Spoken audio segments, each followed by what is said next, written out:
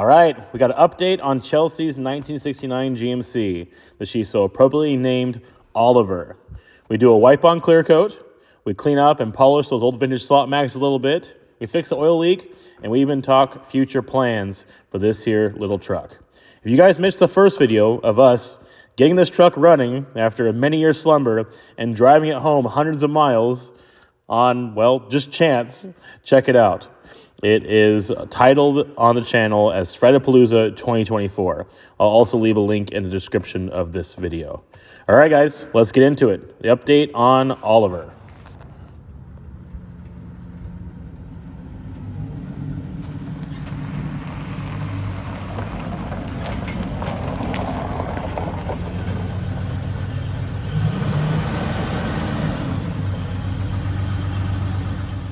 Little update here on Chelsea's truck. We've been, well, playing around with it quite a bit. Driving it a bunch. We put probably, well, getting close to 1,000 miles on this thing. Issue-free. It's been a great little truck. And so, yeah, we kind of missed a lot here. I kind of just worked on it and, well, let's kind of go over some of the things. So, right off the bat, and we got it home. Took it to my uncle. We put a new muffler and tailpipe on it. Got to where it's sounding a lot better and not so leaky and, well, not falling off.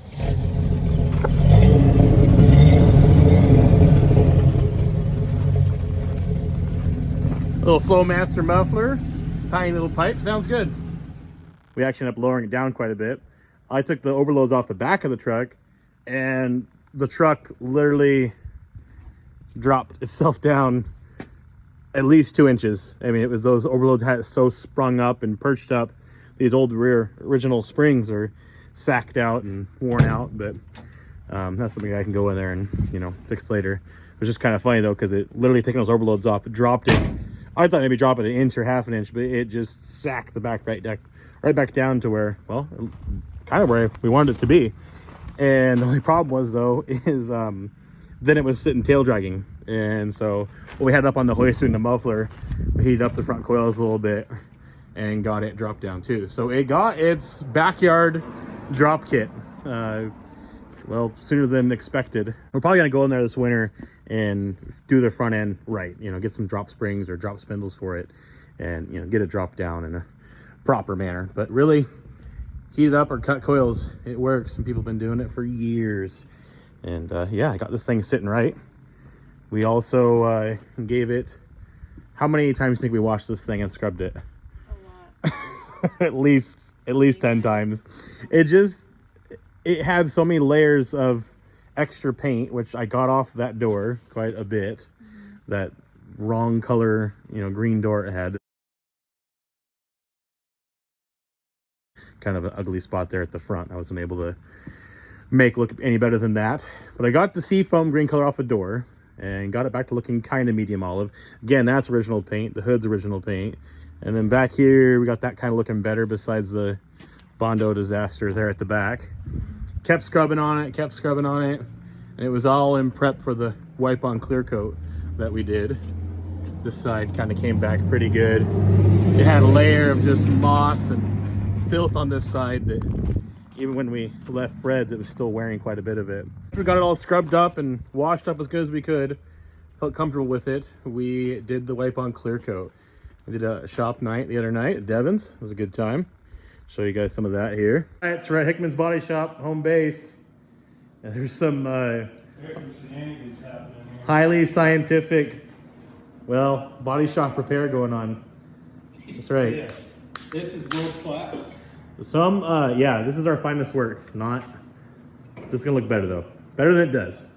Me and Chelsea have been prepping on this thing for, well, all of today. Scrubbing even more moss and loose rust and junk off of it in prep for some wipe-on clear coat, which Devin just dug out of the cabinet now. So we're going with the Poppy's Patina, and this is their clear coat gloss, wipe-on style. We've used this before. It does work well. I must say though, and clear the air before it's even asked, I always am for buffing original paint before anything else. It has the most natural look to it, and it just is the best case scenario you hope for, that the vehicle has original paint. And it produces, well, really the most natural shine and the best look. But as you can see, there's not much original left on here. Exactly. So what Devin just said, there's not a lot of original paint left on this thing. This fender's original. The hood is original, if you can even call that paint anymore. It's mostly just black primer and rust. The doors, the bed sides, the other side of the truck, it's all been painted, it's all been repaired, it's all been spotty. It was a cheap repaint, some cheap shit paint. This won't buff. It gums up. It's just not quality. So you can't really buff it. This won't sheen, it won't shine, it won't do anything for you. So that's when a guy, in my opinion, is best to resort to this wipe-on clear coat. So we got the truck fully prepped here. Devin's pouring it out here. What's the mix on this one? 8-to-1. Yeah, 8-to-1. That's what I thought. Devin just did it on a bug the other day. And it turned out pretty nice. It turned out pretty cool. The white one. Yeah, it turned out good. I've used it before, and We're just gonna go ahead and mix up the rest of this. might as well, right? I've used it before and had good results. Devin did on that bug, and he did a little bit better job than me. So I'm hoping he's got some insider tips and secrets on this, because he got to lay down pretty good. Did you put 2 coats in that bug? Just one. Yeah. Just one thick coat. Yep. Okay. Chelsea and I all day, we scrubbed this thing down with the red Scotch-Brite. That's what it tells you to do in the directions, is basically scuff it to prep it. It's actually amazing how much cleaner it looks after you scuff it. Minimal overlap first coat.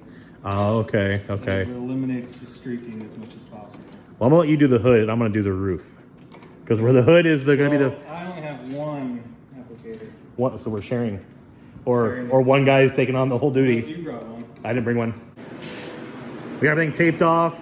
This stuff is pretty controllable. I think it's like you're just wiping it on, you're not spraying anything. But it is nice to tape a few things off so you're not just getting all over absolutely everything. But yeah, it's prepped, it's degreased. We're gonna start wiping some of the clear coat on. Just like that. Devin has a lot more finesse than me. I would have been slopping it around and making a mess by now already. You don't want to overload the pad. No, he's doing Look good. at how much that rust is soaking it up for. That is crazy. It's gonna take a couple of Yeah. days. The hood might take a couple coats. You did appoint yourself as project leader since you're doing such a good job, by the way. I'm gonna actually not use the applicator. You just holler if you need like a different glove or something, or another beer. Alright, I gotta reload on that one. Yeah, wow, the rust is soaking it up. Yeah, it'll take a couple of rounds.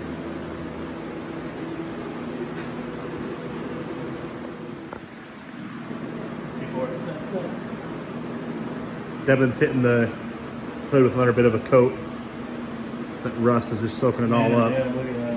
I need a coat or even 3. That's okay, we got plenty here to go around. You can see the fender, it's looking right. That's okay, looks good. Shiny. Chelsea was bummed she wanted to be here to help. Well, because we stuck her mom. Yeah, and yeah, she scrubbed on all day long, and she's like, damn, I really kind of want to see what it looks like. So she's all excited to see it. She got a video of me leaving. I was like, I know, right? it's Thanks leaving for all the rusty. hard work. I'm like, it's leaving rusty. It's coming back rusty and shiny. Yes. She's all excited. All right. Well, that's our after. That's the finished product. That's the attempt. We kind of fought on the hood here. It has many coats, and it's got another fresh wet coat that's drying. That rusty side of here is just soaking it up like crazy. You can see this side over here turned out quite a bit better. A lot less rust on that side. Wherever there's actual paint. Truck is shiny or sheeny. It's sheeny shiny now. I did pop out some of the dents it had at the back there, and popped a lot of this one out had here at the front fender. Mind you, it's rusty right next to it, but this is kind of a fake it till you make it kind of deal. And well, it's making it, man. It looks better than it did. It looks good. Chelsea and I, when we did get a small little break from scrubbing the outside of the truck in preparation for this clear coat, we hopped on the wheels and started on those and resurfaced them and gave them a light polish. And yeah, they're looking better. We're gonna do a little more work to them. I'll show you guys that here next in the video, what we're doing to shine those up. But yeah, this was the biggie, wipe on clear coat. And yeah, it looks good. Excited for Chelsea to see it. It's got the patina, and all the. Real patina. This is real patina. Yeah, the real patina is Bondo. Is Bondo, and man, that looks not good. That is not good. It does. It looks like, well, what's going on there? You get up close, you're like, oh, that is Bondo. I know they just didn't adhere their primer to the Bondo, and it's just all coming apart. There's a little inner side too, but it's a beater. It's just a little beater, but this gave it kind of a little more, well, Just showing it some love. yeah, gave it a little more style. Somebody loved this truck a long time ago. They did. This had to be a sharper little truck when they were driving around. Had the fresh mags and tires on it, and it was a GMC with the yeah, chrome grill and new seat. They had it all tricked out. Well, now fast forward 30 years, the rusty little turd from the coast, he got resurrected, and we're just making the best of it for what it is. You know. Well, think about it. When this truck was being driven and hot rodded like it was a 30-year-old truck. It was, yeah, it absolutely was, yeah. 30 years later, it's a Yeah. 60-year-old truck. And here we are. Excited for Chelsea to see it. She wants to paint little pinstripes and flowers. She wants to learn how to pinstripe and start doing little pinstripes all over the truck. I said, have at it. That could be cool. I did see that Sam and Tanner had all the Mac pinstriping. Did they? I didn't know that. Okay, I'm about to get it from them. When I go back by, because I'm going to go back through. They had a selection of the one-shot paint. They did? Yeah. I didn't even see that. Yeah, it was back behind. Oh, when you walk back there and check out that shit. That's cool. They gave you that gallon of clear to try. Yeah. I mean, it's... Yeah. I ordered a bunch of stuff from them. Did you? Yeah. Sweet. They're really good dudes. Yeah. I like supporting them. They're just good guys. But oh, we did church it up in here a bit too. Got the 8-ball. Did you see that? The 8-ball shift knob. You didn't see that, dude. Come on. Woo. Put that on there today, dude. Sweet. Dude, now, okay, do the final sticky check on the steering wheel too. Oh. Hey, that's good. Hey, right? Gasoline in a blue rag. We scraped off the stickers that, well, didn't matter and weren't right. Drive your Harley home. Yeah, I'd rather be riding my Harley. No, I wouldn't. And we put on only 2 stickers that, well, should be on this truck. Gold City Trucks, Hickman's Body Shop, because that's where it happened at, damn it. Drink 6 beers and wipe on clear. Yeah. Have a chemical headache tomorrow. Yeah, we had to walk out for a bit because we were getting a contact high. So yeah, it's been a few weeks now, or probably about 2 weeks since then. And it's dulled out a little bit. It was kind of looking a little cheesy there at first, a little too glossy, a little too shiny. It's like a little more natural now. I figure a good wash and a good scrub will actually make it look better. Just kind of put some scratches in it and kind of just doling it out a little bit will make it look better.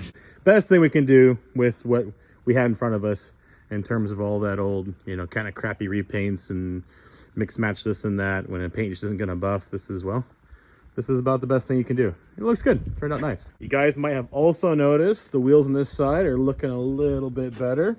Chelsea and I did a number on these. We got bored of scrubbing the truck. We started scrubbing on the wheels and giving them a light polish. Still gotta do the other side over here.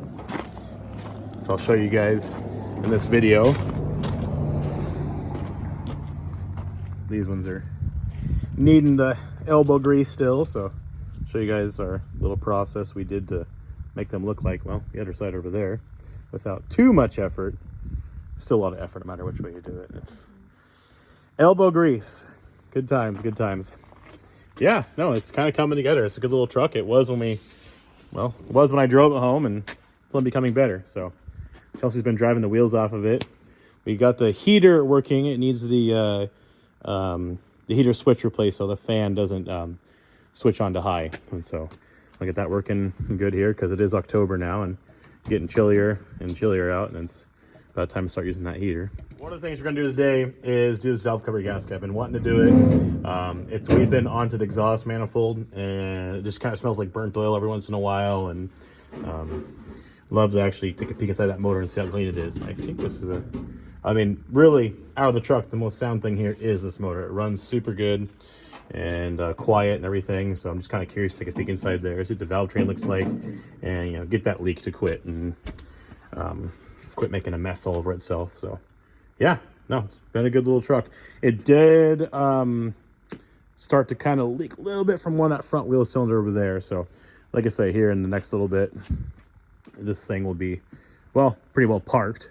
after another month or so of driving, and during the winter we'll go through and do the brakes and probably get new tires for it. I do have a plan here too, I'm gonna talk about here at the end of the video, that is dependent on me finding a component for this thing, but I've got a plan, and it's something kind of fun, and I think it'll be fun to do a video on. And it's in terms of fuel mileage. This thing is getting such great mileage. It's getting right around 20 miles per gallon. I've done a couple tanks now and calculated it multiple times, and yeah, I'm just kind of really impressed. But I think it could do better. We're gonna leave this how it is here, but change some other things in the truck. And I really think that a guy can get over 20 miles per gallon this thing with just a few simple upgrades and modifications on a budget. And I want to show that with you guys, kind of share that process. So we've got something kind of cooking for this thing over here, and yeah, I'll talk more about that later. Well, I gotta be honest, that's kind of surprising. It's pretty icky in here. There's quite a bit of sludge and carbon buildup, and this thing runs so smooth and so quiet. I was kind of expecting it to be, well, pretty clean here, but I mean, hey, whatever. It runs good, so who cares? I'm gonna get this all cleaned up, get it vacuumed up. There's a bunch of little kind of like carbon and little sludgy little bits around the, well, every little portion and area that could hold that. I'm gonna get it all vacuumed up, get it cleaned up, and Chelsea's got the valve cover. See, it's pretty grody in there too, so she's got to clean that up a lot and get it all looking good. We'll get it painted up, new gasket, and yeah. All right, these wheels. So anybody that knows me, they know I love slot mags on these trucks. So that was maybe half the reason I was so excited about this truck in the first place. Here they came with the wheels the guy was gonna put on it. Staggered, 8.5s in the front, 10s in the back. Don't get much cooler than that for a little half-ton two-wheel drive. Pretty cool. But like all slot mags, these are pretty dull.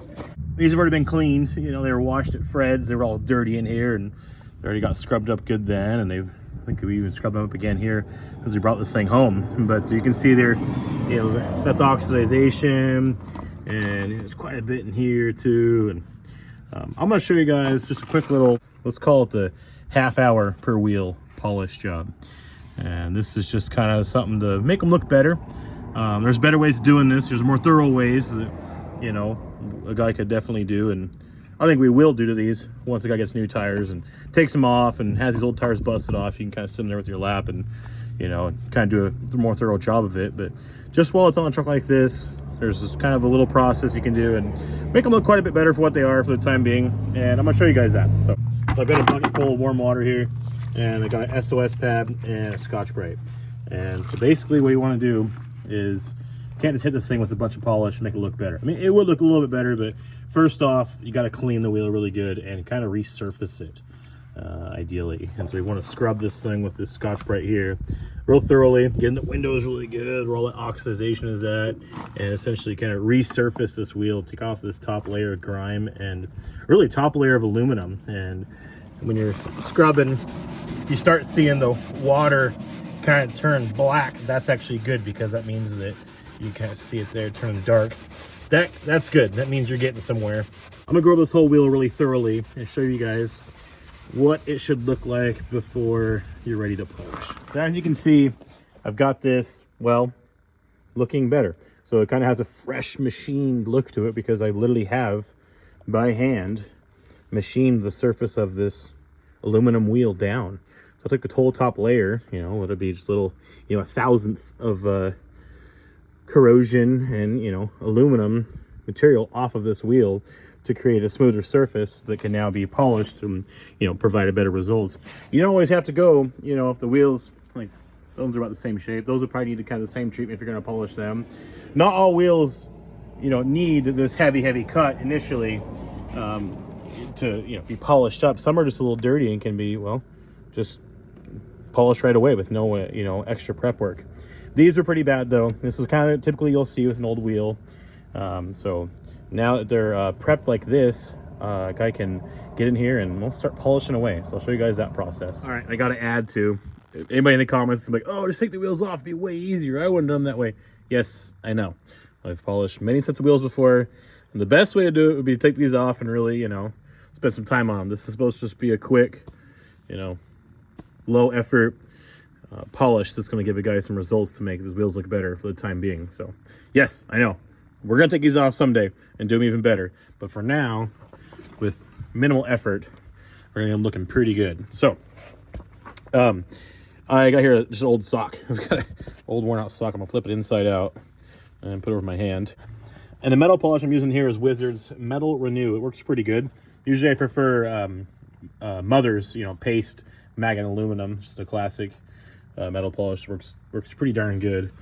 This isn't so crucial. I mean, really, any kind of metal polish that's got good cut and shine to it is going to get you some results. It's more so in the prep work, how sanding the wheel and providing a smoother surface for a guy to be polishing on. So just kind of lots on there and just kind of go to town.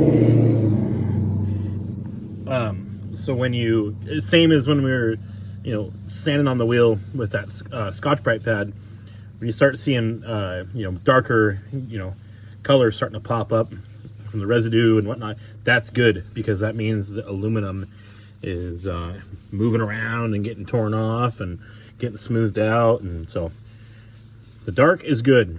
And yeah, this is just kind of time to put some time in on this, and I'll show you guys here in a short bit what kind of results the guy's gonna get.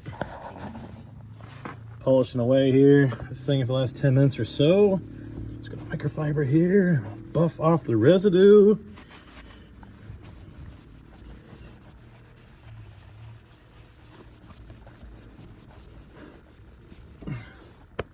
Yeah, that isn't just shiny wax or goop put over the top of the wheel. The wheel now looks like that. That's what it is. And so I'll get the rest of this buffed off here and show you guys a little more. All right, so there's our results. So I mean, I think I've pretty accurate to say that it was about a half hour I put into this wheel, maybe a little more, a little less. But yeah, didn't spend all day on it. Made it look better for what it is. Yeah. So to get a better finish, even smoother, shinier, and more mirror-like, a guy would follow up the initial Scotch-Brite scrub or the initial sandpaper scrub with finer grits, and you could figure that's about a 400 grit piece of sandpaper.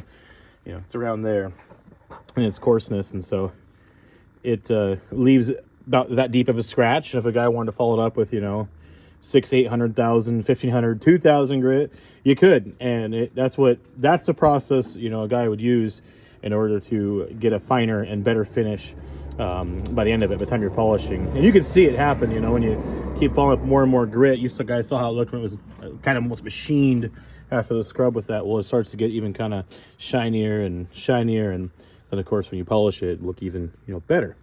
But this looks good, especially for what it is, way better than what it did, an hour or so ago. So one other reason why I am reluctant to, really take it off and do the full meal deal is these wheels. You can see there's just kind of a little corrosion around the center cap and lug nuts a little bit here and there.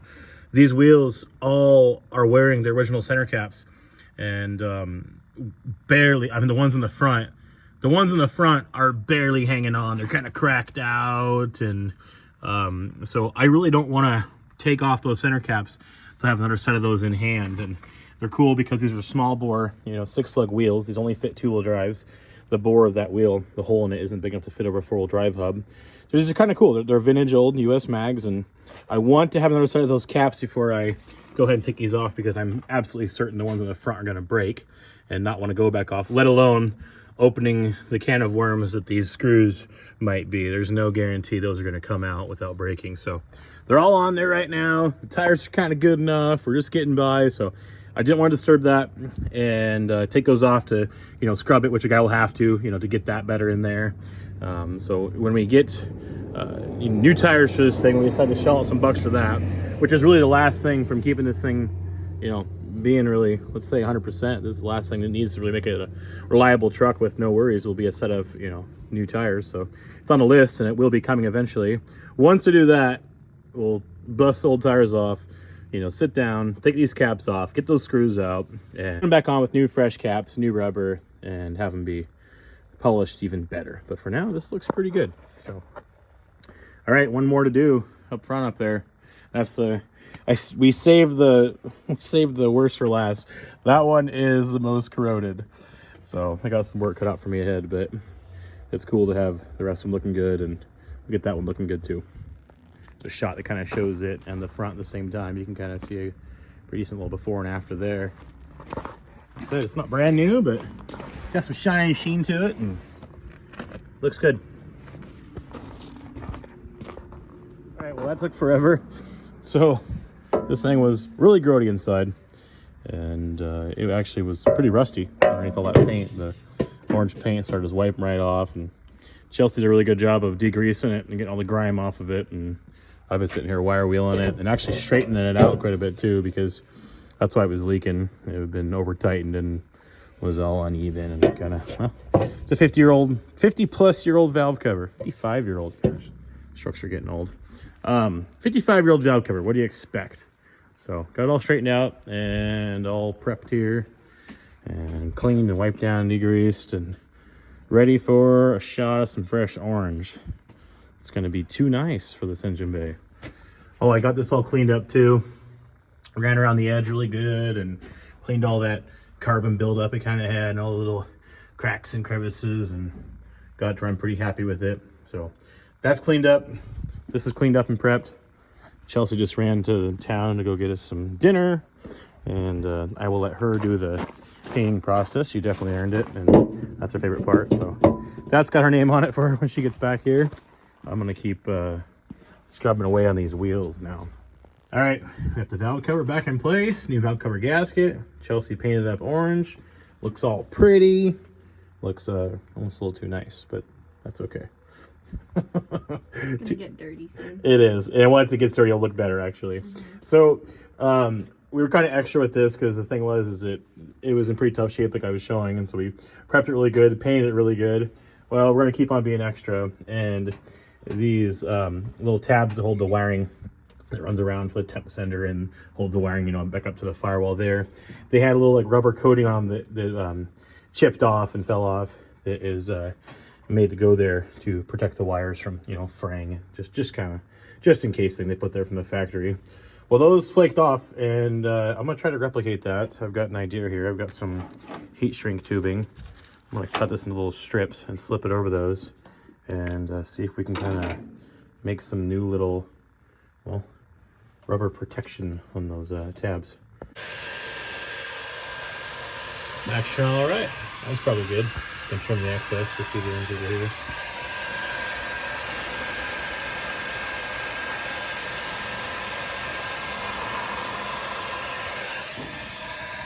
Like on the back side? No, and maybe a little bit. But go ahead, do the other one. I'll sit here and kind of form this one. Go ahead, do the other one. You can kind of form with your fingers once it gets hot too.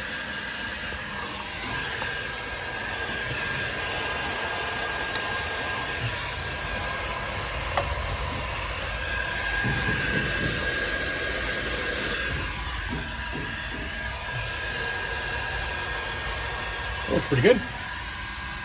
I just discovered a new hack. I just thought of that. Cool. What do you think, Scoot? I really. Let's go checking our work. What do you think, Scoot? Did it turn out good? Okay, we're gonna get this buttoned up. It turned dark on us out here, as you guys can see.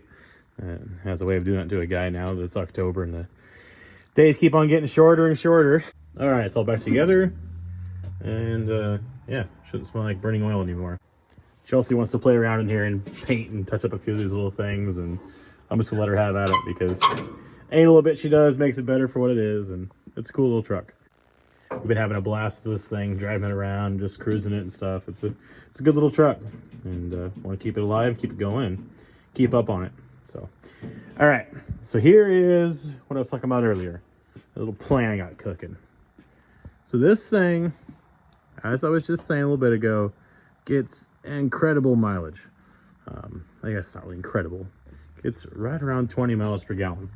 And when you're talking about old Chevys, that's pretty darn good. And I've never gotten one, excuse me, I've never had one that's gotten that good a mileage before. That's all down due to this, well, this 6-cylinder obviously, and this teeny tiny little carburetor. and it's just efficient. It's lightweight. This motor's enough to get it out of its own way and propel it down the road. It's as light as they come. It's just a little half-done two-wheel drive. And of course, it's just zipping along once it's on the highway. So it's got 373 gears in the back. It's on 31-inch tall tires.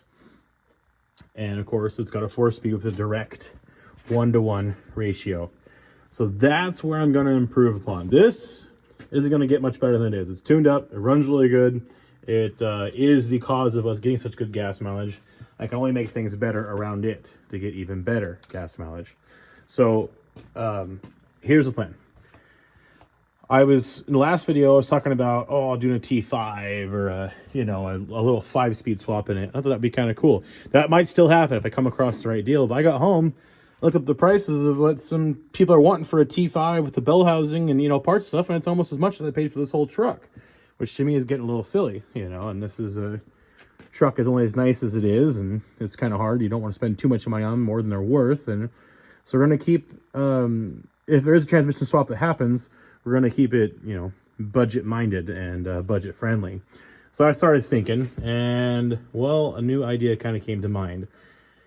There was a transmission they put in the junk trucks that came after these, the square bodies, that was, well, it's kind of funny. So they're called NP440 transmission, and they're commonly in like the diesel truck 6.2s, maybe in 5.7s. I'm not a square body expert. I don't stoop to that level. So I know a little bit about them, and I only know about these transmissions because the transmission itself is, well, pretty cool. What it was, the best way of putting it, it was the 4-speed transmission used in Mopars in the late 60s, early 70s. So if you got a, big block 440 Charger or CUDA with a 4-speed, it had an A833 4-speed in it, if that's what you opted for, a 4-speed. So that's what they came with. Well, the design was, this is my understanding of it. I could be telling this wrong, but this is the gist of it. The design was sold to New Process. New Process took it and repurposed it into a light-duty truck transmission. They found their ways into Chevy pickups.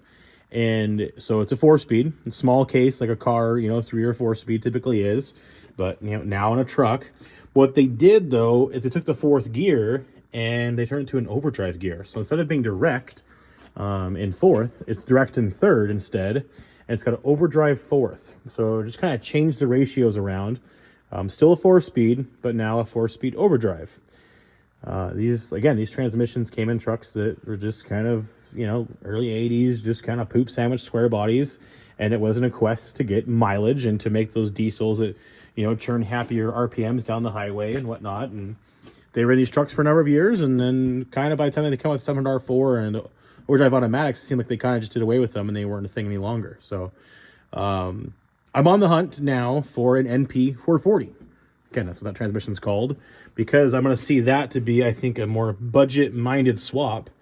And we're going to try to put an overdrive trans in this thing for under $1,000, which is pretty doable, I think. I think I might even do it for under 500. We'll see. It all depends on how I'm going to come across one of those transmissions. I'm going to Wrecking Yard tomorrow with Devin. We're going to go look for one down there. See, there's a square body line out there in that yard that's got one of those transmissions in it. There is a truck in town I know of that does have the transmission in it. They still drive it around from time to time. Might see if they want to part ways with it, just for that transmission. But yeah, I'm on the hunt for an NP440. First is T5. Kind of switching gears because of the cost. Now I might come across T5 for a good deal, yet again, like I was saying. So I wouldn't still pass that up, but what I'm thinking is NP440. They're kind of cool. They came with a factory Hurst shifter as well, and so they got this kind of cool little chrome stick, looks like a Hurst 4-speed shifter come out of their floor. This big giant boot that's on them that they're just goofy. They're goofy transmissions. They're not super common. More often than not, they still have the normal 4-speed behind them, the SM465, and this NP440 was only in half tons, I believe, and just kind of more of a light duty and kind of specialty transmission. Obviously my thinking is overdrive, turn less RPMs on the highway, because it's turning pretty decent RPM right now and still getting good mileage, so I can cut the RPMs down. And then also when it's time to go buy tires, I'm gonna put bigger tires in the back. I'm gonna put 33s in the back. I'm gonna go to a 2-inch taller tire. Keep 31s in the front, same size it is, but go to a 33-12.5 in the back. So I gained another, 2 inches in tire. That'll help, decrease the RPMs. And try to get this thing turning nice and low RPMs on the highway, make it a, little freeway flyer. So it'll be doing, 65, 70, 75 with no issues, and turn low RPM and try to get even more mileage out of this thing. It's kind of a, I don't know, it's kind of weird. I just got on a kick for this, and I must say, actually got to go back a couple steps here. The other reason why I'm so kind of fixated on doing a transmission swap in this thing is because they already swapped it once to the SM420 that's in it, and it makes noise. It's got bearing noise. It's only getting louder and louder the more we drive it. So the transmission that's in it is bad. So I've got to swap. I got to fix it, or I've got to put something else in its place, or fix one's there. I don't want to put SM420 back in it. I would do SM465 and anything. But I'm thinking we go on this little quest. The quest to get even more miles per gallon. So the goal would be 25 miles to the gallon. And I think it might be possible. I know I'll do over 20. I think 25 really isn't out of reach. And that would be super cool, 25 miles per gallon and a 69 GMC with what would be essentially factory components besides the transmission and a little bit of playing around, but still factory parts you could get, later on. So, I mean, a guy really, in theory, could have put this together, in the late 70s, early 80s when those transmissions came out. Or even played around enough that maybe he was savvy and, he found some other way to give it some overdrive gear. I don't know. Just kind of goofing off here. This truck's a fun little truck. It needs a transmission fixed. So we're going to try to do an overdrive in it. So that's the plan. So in the meantime, we're going to keep on driving this thing. That's what we've been doing. Just keep putting miles on it. And I'm going to get a actual accurate log of the miles per gallon. All the times I've done it so far, it's just been quick math, and it's equal out to right around 20 miles per gallon. One time I got 18, one time I got a little over 20, and so we're right around 20 right now. And the one that was 18, there was a bunch of, we went to Canada for the day to a friend's wedding, to JF's wedding actually, in Canada, and we sat in the border forever, just waiting in line. And so we had easily an hour of idle time when it got 18 miles per gallon on that tank, that fill up. So that was kind of due to why I got a little less that time. But yeah, so in the meantime, we're going to keep on driving this thing. I'm going to look for this transmission and kind of start the swap. So I want to keep it simple. I want to keep it, like I said, again, budget minded, and see what we can do for, just a couple bucks, and see if we can get even more penny pinching saving miles per gallon out of this little 6, because it's doing pretty good so far, but I think it can do better. Pretty soon here we'll be parking this thing anyways due to the weather that we get up here in north central Washington. It's early October, and I mean, here before the month's over with, we likely could have a foot of snow on the ground. That's kind of just how it seems to happen for us up here. So this thing will be parked. This is not no winter beater. Two-wheel drives are just worthless in the winter time. It'll be a good time to do this swap. So the goal is to find transmission, and with any luck over the course of the winter, do that swap and go through and do the brakes and check all that stuff out, make sure it's all good, and like I say, fix that wheel cylinder I was talking about earlier. Just go over and do them all. Just get everything all 100%. Proper drop springs, I think, in the front.